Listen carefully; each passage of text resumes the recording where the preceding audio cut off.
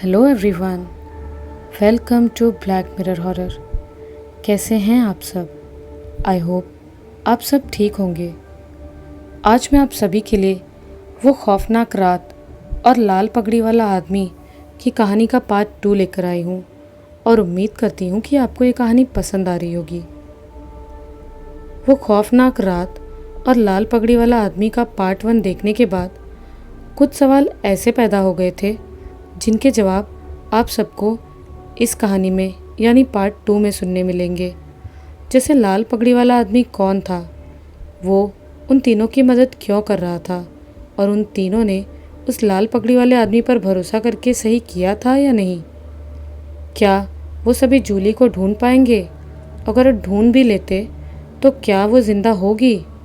और आखिर वो लड़की कौन थी जिसके बारे में वो लाल पगड़ी वाला आदमी बता रहा था?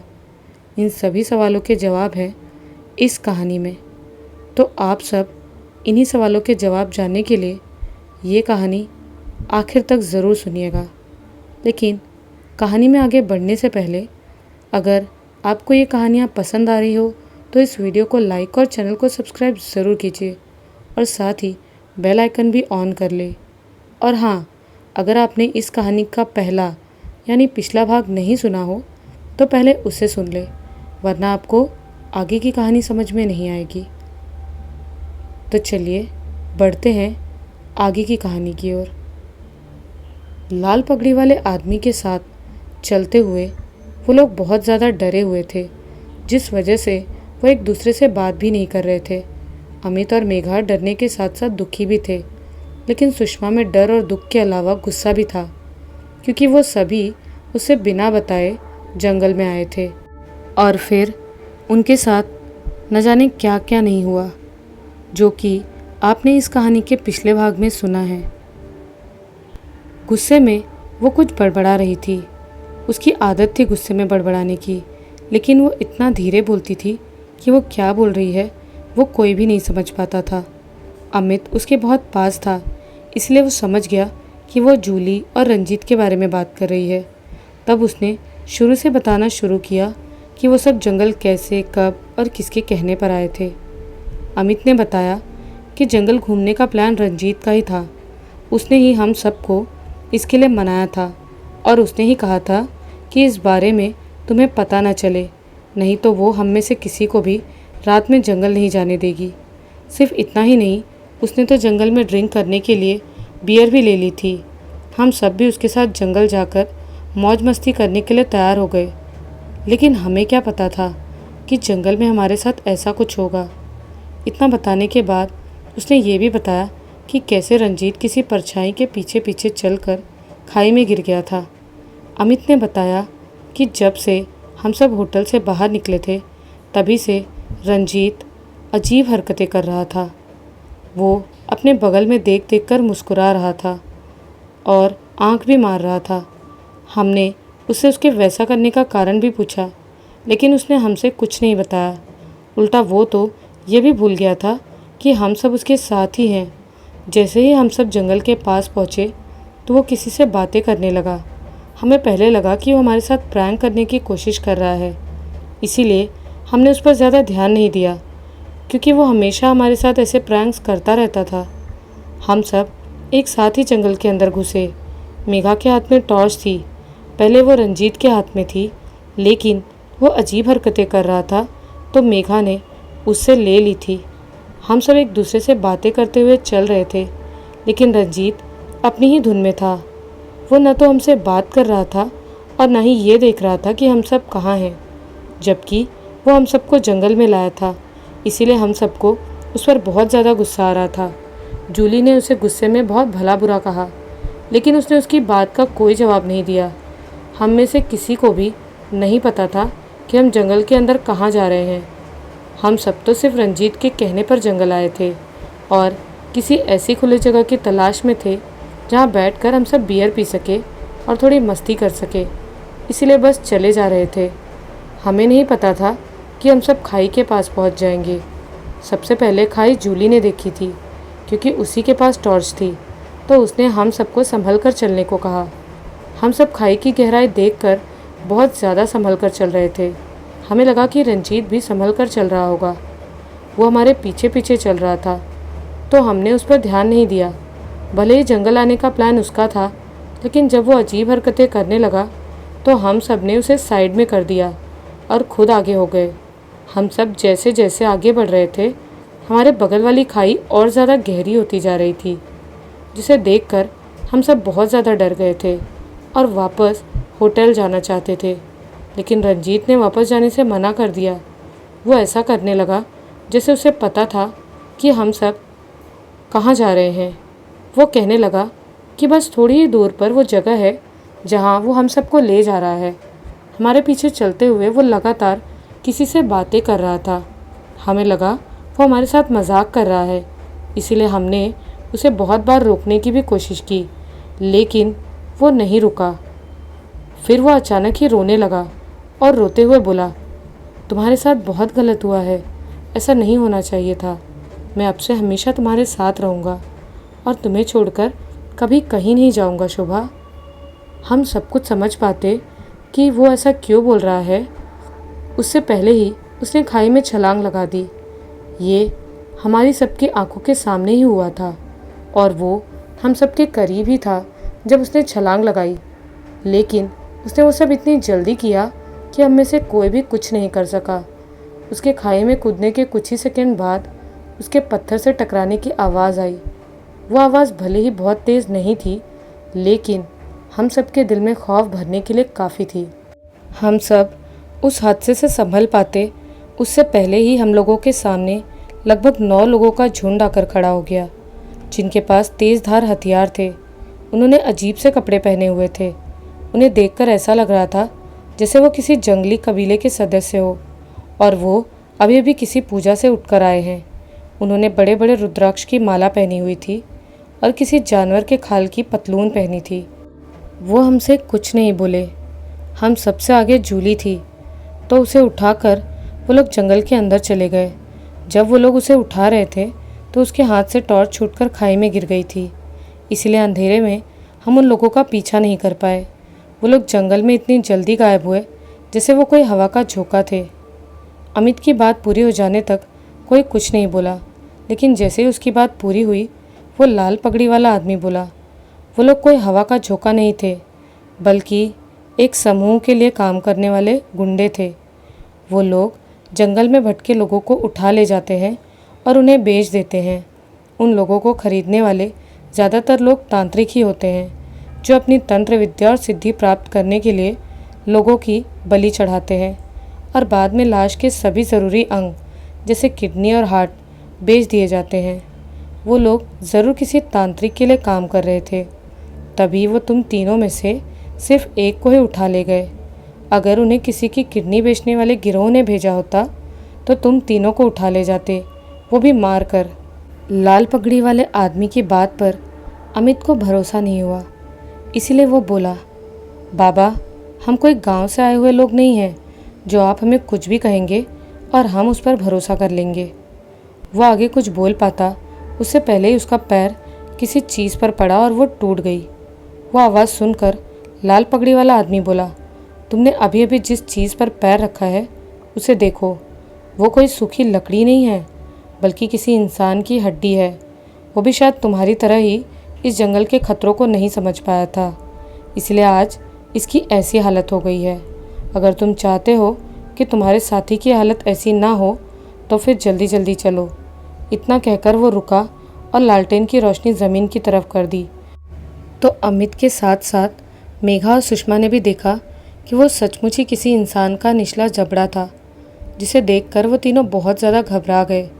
उनके मुंह से एक भी शब्द नहीं निकला, जिसके बाद वो लाल पगड़ी वाला आदमी बोला, तुम्हें भले ही मेरी बात पर भरोसा ना हो, लेकिन तुम जितनी जल्दी करोगे तुम्हारे साथी की जान बचाने का उतना अच्छा मौका हमें मिलेगा।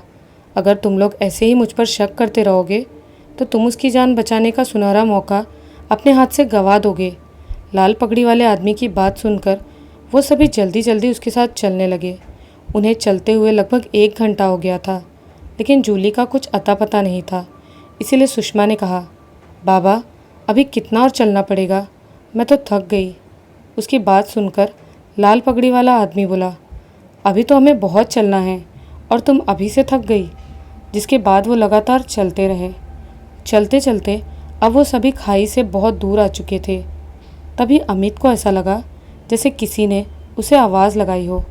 अमित को लगा जैसे जूली ने उससे कुछ कहा, लेकिन वो समझ नहीं पाया कि उसने क्या कहा। वो आवाज़ सुनने के बाद उसका ध्यान उसी आवाज़ की तरफ था। वो भले ही सबके साथ चल रहा था, लेकिन उसका ध्यान सिर्फ और सिर्फ उस आवाज़ की तरफ था। कुछ देर बाद उसे फिर से वही आवाज़ आई। जब दूसरी बार उसे आवाज़ आई तो वो समझ गया कि वो आवाज़ जूली की नहीं है। वो सबसे पीछे चल रहा था, इसलिए किसी को भी नहीं पता चला कि वो क्या कर रहा है। 2 बार आवाज़ सुनने के बाद अमित जैसे उस आवाज़ पर सम्मोहित हो गया था। वो आवाज़ उसे इतनी प्यारी लगी थी कि उसे सुनने के बाद अमित बोलने वाले की कल्पना करने लगा था कि जब आवाज़ इतनी मीठी है तो बोलने वाले की सूरत कितनी प्यारी होगी। तभी उसे फिर वही प्यारी आवाज़ आई, लेकिन इस बार उसे साफ साफ सुनाई दी। तुम कहाँ जा रहे हो? मेरे पास आओ। मैं कब से तुम्हारा यहाँ इंतज़ार कर रही हूँ। आओ मेरे पास। वो आवाज़ सुनकर अमित रुक गया। उसे होश ही नहीं था कि वो क्या कर रहा है। शायद उसके आगे चल रहे किसी को भी इस बात की भनक नहीं लगी थी कि अमित रुक चुका है। जैसे ही अमित रुका, वैसे ही उसके सामने एक बहुत ही सुंदर लड़की आकर खड़ी हो गई। वो अपना हाथ बढ़ाकर उसे पकड़ने ही वाली थी कि वो लाल पगड़ी वाला आदमी बोला, रुक जा, तू उसे कुछ नहीं कर सकती। उसके ऐसा बोलते ही सुषमा और मेघा चौंक गए, क्योंकि वहाँ जो भी कुछ हो रहा था उसके बारे में उनमें से किसी को कुछ भी नहीं पता था। उस लाल पगड़ी वाले आदमी की बात सुनकर अमित को होश आया तो उसने देखा कि जिसे वो खूबसूरत अप्सरा समझ रहा था, वो तो खूबसूरत सी नहीं बल्कि बदसूरत सी एक बूढ़ी औरत थी। औरत नहीं बल्कि डायन थी, जिसके लंबे लंबे नाखून, लंबे लंबे गंदे से दांत, सफ़ेद बिखरे हुए बाल थे। उसके आधे शरीर में कपड़े थे, आधे में नहीं थे। अपने सामने इतनी भयानक औरत को देखकर अमित बहुत ज़्यादा डर गया और डर के मारे चीख पड़ा। वो डायन अपने दोनों हाथ बढ़ाकर उसे पकड़ लेना चाहती थी, लेकिन वो उसे पकड़ पाती उससे पहले ही उस लाल पगड़ी वाले ने एक मंत्र पढ़कर उसे वहाँ से भगा दिया। वहाँ जो कुछ भी हुआ वो सब सुषमा और मेघा समझने की कोशिश कर रहे थे कि ये क्या हो गया, क्योंकि वो डायन सिर्फ अमित और उस बाबा को ही दिखी थी। अमित अभी अभी मौत के मुंह से बाहर आया था। उसे इस बात का अंदाज़ा भी नहीं था कि उसके साथ क्या होने वाला था। जब पहली बार उसे आवाज़ सुनाई दी थी, तभी लाल पगड़ी वाले आदमी को उस डायन के बारे में पता चल गया था। साथ ही साथ वो ये भी समझ गया था कि अमित उसकी आवाज़ पर सम्मोहित हो गया है, लेकिन उसने पहले कुछ नहीं किया, क्योंकि उस डायन को भगाने से पहले अमित को उसके सम्मोहन से बाहर निकालना ज़रूरी था। और ये तभी हो सकता था जब अमित उसे उसके असली रूप में देखे। अगर अमित उसे उसके असली रूप में न देखता तो हो सकता था कि वो कभी उसके सम्मोहन से बाहर ही ना आ पाता और उसे ढूंढता हुआ एक दिन मौत को गले लगा लेता, क्योंकि एक डायन का सम्मोहन बहुत शक्तिशाली होता है। अमित को उस डायन से बचाने के बाद वो लाल पगड़ी वाला आदमी बोला, मैंने एक बार पहले भी कहा था, एक बार फिर से कह रहा हूँ, चाहे कुछ भी हो जाए, तुम में से कोई भी किसी भी तरह की आवाज़ पर ध्यान नहीं देगा, नहीं तो फिर तुम्हारे साथ क्या होगा उसके बारे में तुम सोच भी नहीं सकते हो। अमित की जान बचाने और सबको फिर से समझाने के बाद वो फिर से आगे बढ़ चला। मेघा ने घड़ी में टाइम देखा तो रात के 1:30 बज रहे थे। रात काफ़ी हो चुकी थी, इसीलिए अब उसे जूली की चिंता सताने लगी।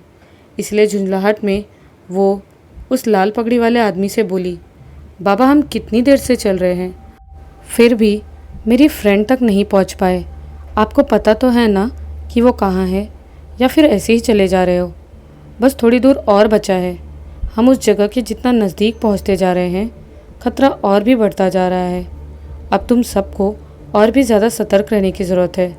लाल पगड़ी वाले आदमी ने उसकी बात का जवाब दिया। उसके बाद वो सब कुछ ही कदम आगे बढ़े थे कि सुषमा को एहसास हुआ जैसे किसी ने उसे छुआ हो। छुअन के उस डरावने एहसास से वो सिहर गई, लेकिन वो कुछ नहीं बोली। उसके कुछ देर बाद फिर उसे ऐसा लगा जैसे किसी ने उसका कान छुआ हो।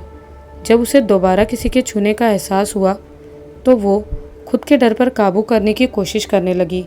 भले ही उसने किसी को कुछ नहीं कहा, लेकिन लाल पगड़ी वाला आदमी वो सब कुछ समझ गया। इसीलिए वो उसे ध्यान भटकाने के लिए उस लड़की की कहानी बताने लगा जिसकी आत्मा ने रंजीत को अपने वश में करके खाई में गिराकर मार दिया था। उसने बताया कि वो कई सालों पहले अपने पति के साथ इन खूबसूरत वादियों में घूमने आई थी। तब उसकी नई नई शादी हुई थी। उसने भी वही गलती कर दी थी जो तुम लोगों ने की है, मतलब कि रात में इस जंगल में आने की गलती। नई नई दुल्हन को शैतानी रूहें बहुत ज़्यादा परेशान करती हैं। वो उन्हें मारने के लिए तैयार बैठी रहती हैं और उसके तो हाथ की मेहंदी भी नहीं उतरी थी। वो उस खतरे को नहीं समझ पाई थी क्योंकि वो नए ज़माने की नई सोच की लड़की थी और ऐसे लोग कहाँ अपने बड़े बुजुर्गों की बात मानते हैं। वो तो सिर्फ उसी बात को सही मानते हैं जो वो सोचते हैं। उसके अलावा उन्हें सब मनगढ़ंत और बकवास बातें लगती हैं।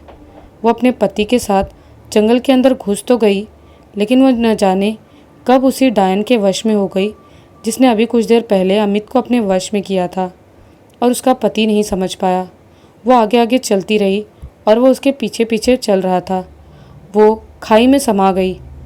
वो डायन उसके पति को भी मार देना चाहती थी, लेकिन मैं सही समय पर वहाँ पहुँच गया था और मैंने उसे बचा लिया था। उस लड़की के बारे में बताकर वो लाल पगड़ी वाला आदमी एकदम चुप हो गया और अपनी जलती हुई लालटेन बुझा दी। वैसे भी वो बुझने ही वाली थी। जिसके बाद वहाँ घना अंधेरा हो गया। उस अंधेरे में सुषमा, अमित और मेघा में से किसी को कुछ भी दिखाई नहीं दे रहा था। भले ही अंधेरे में उन्हें कुछ नहीं दिख रहा था, लेकिन जैसे ही उस बाबा ने उनसे उसका हाथ पकड़कर उसके पीछे पीछे चलने को कहा, वो सब चौंक गए क्योंकि वो भी तो उन्हीं की तरह इंसान ही थे। तो अगर वो अंधेरे में नहीं देख सकते तो वो कैसे देख सकता था? मेघा ने उससे ये पूछने की कोशिश भी की, वो अंधेरे में कैसे देख सकते हैं, लेकिन उसने उसकी बात का जवाब देने के बजाय उसे चुप करवा दिया। वो सभी एक दूसरे का हाथ पकड़े हुए उस लाल पगड़ी वाले आदमी के पीछे पीछे चलने लगे। कुछ देर तक चलने के बाद उसने उन सब से रुकने और शांत रहने के लिए कहा। उसकी बात मानकर वो सभी रुक गए और एकदम शांत हो गए। अब हम वहाँ पहुँच गए, वो धीरे से बोला। वो सभी घनी झाड़ियों के पीछे छुप गए। वहीं पास ही एक छोटा सा झरना था और खुला मैदान था। वो झरना कुछ दूरी पर नदी का रूप ले रहा था। घना अंधेरा होने के कारण उन तीनों में से किसी को भी वो नहीं दिख रहा था।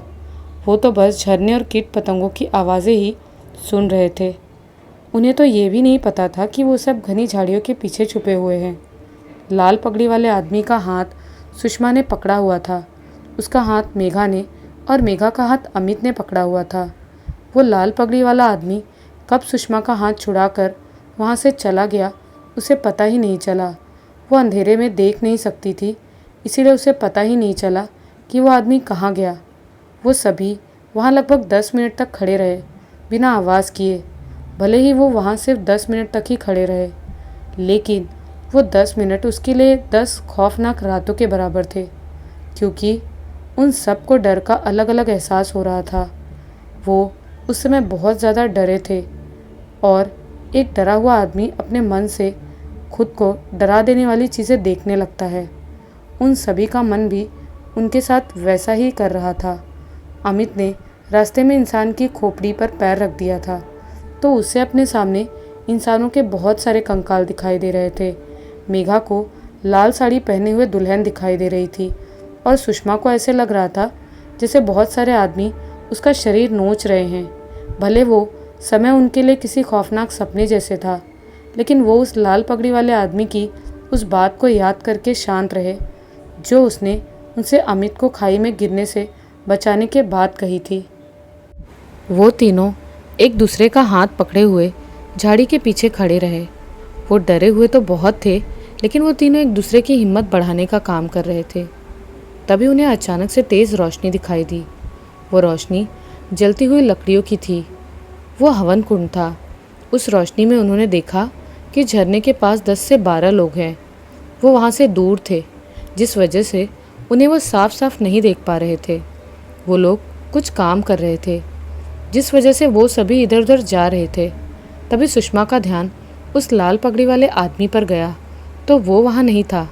उसे अपने पास न पाकर वो बहुत ही ज़्यादा डर गई और थरथर काँपने लगी, लेकिन वो उस समय कुछ भी नहीं कर सकती थी।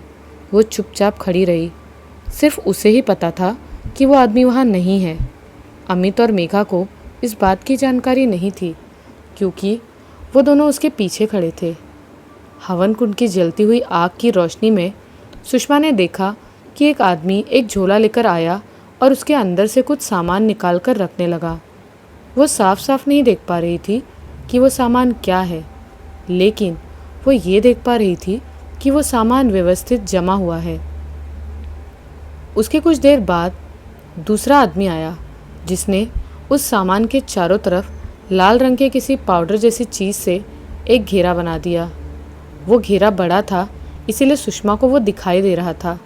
अमित और मेघा भी देखना चाहते थे कि वो रोशनी कहाँ से आ रही है, लेकिन वो कुछ भी नहीं कर सकते थे क्योंकि उस समय वो बहुत डरे हुए थे।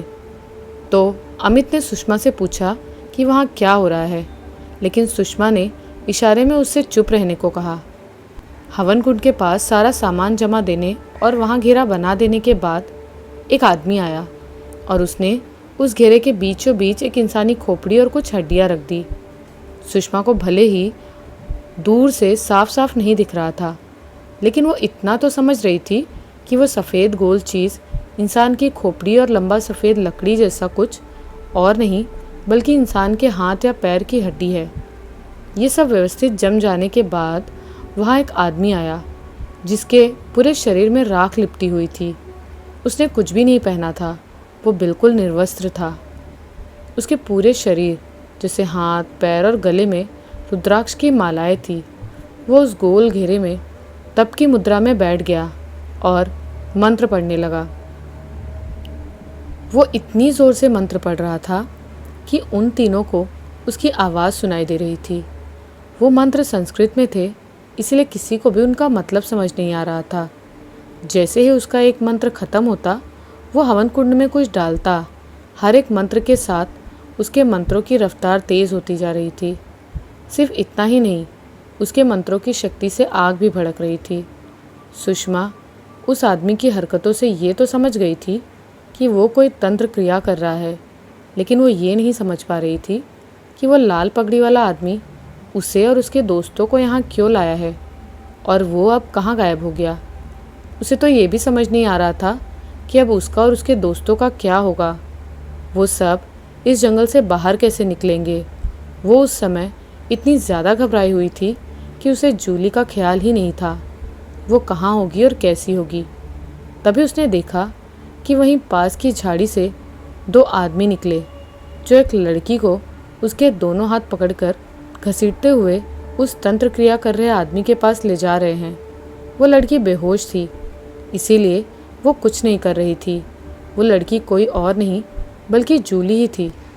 सुषमा ने उसे उसके कपड़ों से पहचान लिया।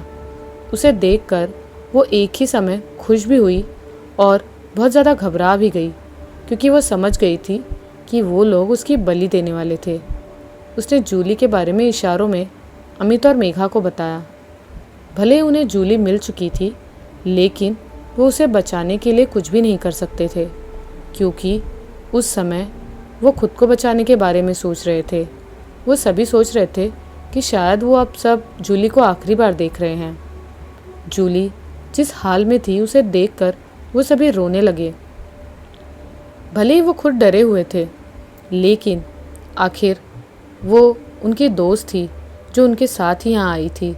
जब वो सभी घर से चले थे तो उन्होंने शायद ही सोचा होगा कि उनके साथ क्या होने वाला है, या फिर वो लोग अपने दो दोस्तों को खो देंगे, जिनमें से वो रंजीत को पहले ही खो चुके थे और अब वो अपनी आंखों के सामने ही जूली को भी मरते देखेंगे।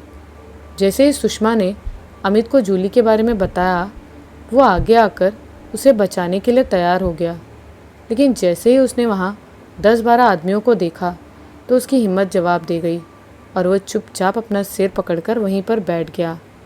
वो अपनी फ्रेंड को इस तरह अपनी आंखों के सामने मरते नहीं देख सकता था, सिर्फ वही नहीं, सुषमा और मेघा भी उसे मरते हुए नहीं देख सकते थे, इसीलिए उन लोगों ने अपना मुंह फेर लिया। उस समय सबकी आंखों में बेबसी, निराशा और अपनी फ्रेंड को खो देने के दर्द के आंसू थे। वो लोग रोते रहे, उन्हें पता ही नहीं चला कि कितना समय निकल गया। अचानक आग बुझ गई और चारों तरफ अंधेरा छा गया था। अंधेरा होने के बाद वो समझ गए कि वो तांत्रिक अपनी तंत्र क्रिया पूरी करके और जूली की बलि चढ़ाकर वहाँ से जा चुका है। वो सभी उस जगह पर जाकर आखिरी बार जूली को देखना चाहते थे, लेकिन उनमें से कोई भी वहाँ जाने की हिम्मत नहीं जुटा पा रहा था। उनमें से किसी को ये भी तो नहीं पता था कि जूली की डेड बॉडी अब भी वहीं पड़ी है या फिर वो लोग उसे अपने साथ ले गए हैं। वो तीनों एक दूसरे को गले लगाए रोते रहे। इस दौरान कितना समय बीत गया उन्हें पता ही नहीं चला। तभी उन्हें फिर से उसी जगह पर रोशनी आती दिखाई दी। सुषमा ने उस तरफ देखा तो वहाँ वही लालटेन जल रही थी जो उस लाल पगड़ी वाले आदमी के पास थी। वो सुबह के 5 बजे का समय था, इसीलिए अंधेरा भी धीरे धीरे घटने लगा था और हल्का हल्का उजाला भी चारों तरफ फैलने लगा था। उस हल्के उजाले और जलती हुई लालटेन की रोशनी में सुषमा ने देखा कि वो तांत्रिक, उसके सभी साथी वहाँ से गायब है और वहाँ सिर्फ जूली पड़ी है, जिसके शरीर में कोई हलचल नहीं है। जो वो देख रही थी उस पर उसे यकीन नहीं हो रहा था। उसने जो कुछ भी देखा वो सब अमित और मेघा को भी बताया, लेकिन इस बार इशारों से नहीं बल्कि बोलकर। वो तीनों जूली को देखने लगे। भले ही वहाँ पर कोई भी नहीं था, लेकिन फिर भी किसी की हिम्मत नहीं हो रही थी कि वो वहाँ जाए और जूली को उठा लाए। वो सिर्फ उसे देख रहे थे और समझने की कोशिश कर रहे थे कि उन सभी के साथ क्या हुआ होगा। भले ही वहाँ पर लाल पगड़ी वाले बूढ़े आदमी की लालटेन जल रही थी, लेकिन उन्हें वो कहीं भी दिखाई नहीं दे रहा था। फिर वो उस अग्निकुंड के पास अचानक आकर खड़ा हो गया। सुषमा को ऐसे लगा जैसे वो उस अग्निकुंड में से ही निकला हो। उस समय उसका पूरा शरीर चमक रहा था। उसने जूली को अपने कंधे पर उठाया और उसे उन लोगों के पास ले आया। ये रही तुम्हारी दोस्त, ये जिंदा है, ये सिर्फ बेहोश है। कुछ देर बाद इसे होश आ जाएगा। अब मेरा काम खत्म हो गया, अब मैं चलता हूँ, वो लाल पगड़ी वाला आदमी बोला। लेकिन बाबा, हमें जंगल के बाहर कौन ले जाएगा? सुषमा बोली। तब तक इतना उजाला हो गया था कि धुंधला धुंधला ही सही जंगल के अंदर दिखाई देने लगा था। उसी उजाले में दिख रही पगडंडी की तरफ इशारा करते हुए वो बोला, इस पर चलते जाओ, तुम जंगल के बाहर पहुंच जाओगे। और हाँ, एक बात और, आज के बाद तुम लोग जंगल से दूर ही रहना। सुषमा उससे कुछ और पूछ पाती, उससे पहले ही वो लाल पगड़ी वाला आदमी वहाँ से गायब हो चुका था। भले ही उन सबको जूली जिंदा वापस मिल गई थी, लेकिन उनके मन में अभी भी रंजीत को खोने का दुख था और एक सवाल भी कि वो लाल पगड़ी वाला आदमी कौन था और उसने उनकी मदद क्यों की। भले ही वो उनसे जंगल से बाहर जाने का रास्ता बता गया था, लेकिन फिर भी वो बहुत ज़्यादा घबराए हुए थे। वो जूली को अपने कंधे पर उठाकर ले जाने के बारे में सोच रहे थे, तभी वो होश में आ गई। होश में आते ही वो रोने लगी। उनमें से कोई भी वहाँ एक भी सेकंड नहीं रुकना चाहता था, इसलिए बिना वक्त गवाए उस लाल पगड़ी वाले आदमी के बताए रास्ते पर चलने लगे और 2 घंटों बाद वो सभी जंगल से बाहर निकल गए। जैसे ही वो सभी जंगल से बाहर निकले, उन्हें पास ही एक बूढ़ा आदमी दिखाई दिया, जो उन्हें देखकर भागकर उनके पास आया और उनसे बोला, तुम सबको भी उसने बचा लिया? उनमें से किसी के भी समझ में ये नहीं आया कि वो ऐसा क्यों कह रहा है, लेकिन वो ये ज़रूर समझ गए थे कि वो उसी लाल पगड़ी वाले आदमी की बात कर रहा था।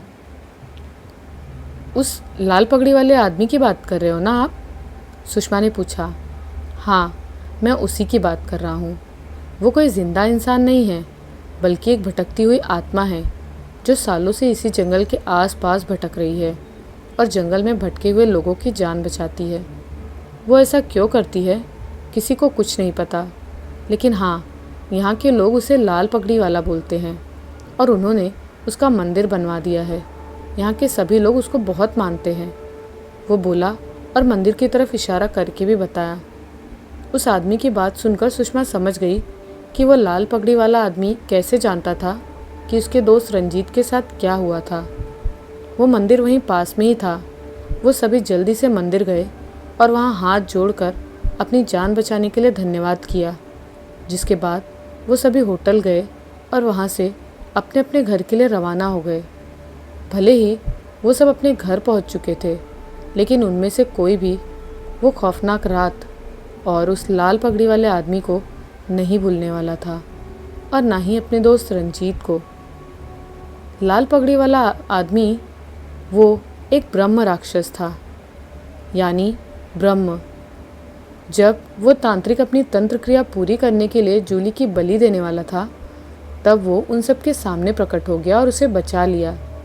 ऐसा नहीं था कि उस तांत्रिक ने उसे रोकने की कोशिश नहीं की, लेकिन उसके मंत्र उस ब्रह्म राक्षस पर काम नहीं कर रहे थे, क्योंकि ब्रह्म राक्षस भले ही एक आत्मा होती है, लेकिन वो आत्माओं में सबसे शक्तिशाली मानी जाती है, जिसे काबू करना हर किसी के वश की बात नहीं होती। जब वो ब्रह्म राक्षस उस तांत्रिक के सामने आया तो उसने उस पर काबू करने की बहुत कोशिश की, लेकिन वो उस पर काबू नहीं कर पाया और डर कर वहाँ से भाग गया। उसके साथ उसके साथी भी भाग गए। ब्रह्म राक्षस दो तरह के होते हैं, एक अच्छे और एक बुरे, लेकिन दोनों की शक्तियाँ एक जैसी होती हैं। उनमें सिर्फ इतना ही फ़र्क होता है कि पहला अच्छे कामों के लिए अपनी शक्तियाँ इस्तेमाल करता है और दूसरा बुरे कामों के लिए। ये कहानी एक अच्छे ब्रह्म राक्षस के बारे में थी। अगली कहानी में मैं आपको एक बुरे ब्रह्म राक्षस के बारे में भी बताऊंगी, और ये भी बताऊंगी कि वो बनते कैसे हैं। वो खौफनाक रात और लाल पगड़ी वाला आदमी की कहानी यहीं पर ख़त्म होती है। आपको ये कहानी कैसी लगी हमें कमेंट्स में ज़रूर बताइएगा। मिलती हूँ एक नए वीडियो में कुछ नई और डरावनी कहानियों के साथ। तब तक के लिए बाय एंड टेक केयर।